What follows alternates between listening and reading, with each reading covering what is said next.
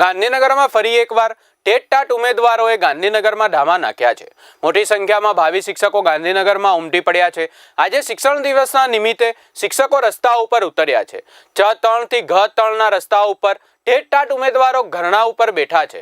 શિક્ષકોને રસ્તા ઉપર જોઈ અને ગાંધીનગરમાં ટ્રસ્ટ પોલીસ બંદોબસ્ત ગોઠવવામાં આવ્યો છે। પોલીસે એક રસ્તો બંધ કરાવ્યો છે। ઉમેદવારોએ શિક્ષણ મંત્રી અને મુખ્યમંત્રી વિરુદ્ધ સૂત્રોચ્ચાર કર્યા છે। જ્યારે વિદ્યાર્થી નેતા યુવરાજસિંહ જાડેજાએ જણાવ્યું કે આજે શિક્ષક દિવસના નિમિત્તે શિક્ષક દિવસે શિક્ષકો સડક ઉપર ઉતર્યા છે, પરંતુ ગુજરાતની રાજ્ય સરકારે ભાવિ શિક્ષકોને સડક ઉપર આવવા માટે મજબૂર કર્યા છે। આજે શિક્ષક દિવસ છે અને આ શિક્ષક દિવસે શિક્ષક છે ને શાળામાં શોભે, સડક ઉપર ન શોભે, પરંતુ ગુજરાત રાજ્ય સરકારે મજબૂર કરી દીધા છે સડક ઉપર આવવા માટે। કેમ કે આજથી 3.5 મહિના પહેલાં આ નોટિફિકેશન એ ગુજરાત રાજ્ય સરકાર દ્વારા પ્રસિદ્ધ કરવામાં આવેલું હતું।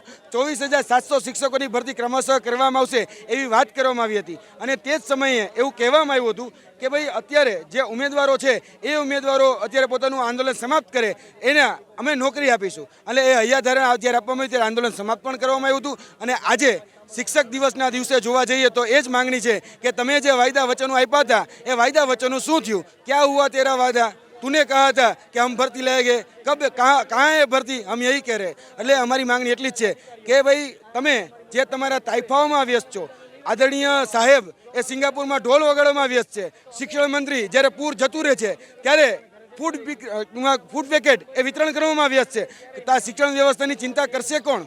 ખરેખર ત્યાંથી પણ શિક્ષણ મંત્રી છે એને જાકારો જ મળી રહ્યો છે, એને દૂરથી સલામ થઈ રહી છે, દૂરથી રામ રામ થયા છે। એનું એકમાત્ર કારણ એ છે કારણ કે ખુદ શિક્ષણ મંત્રીના વિસ્તારમાં એક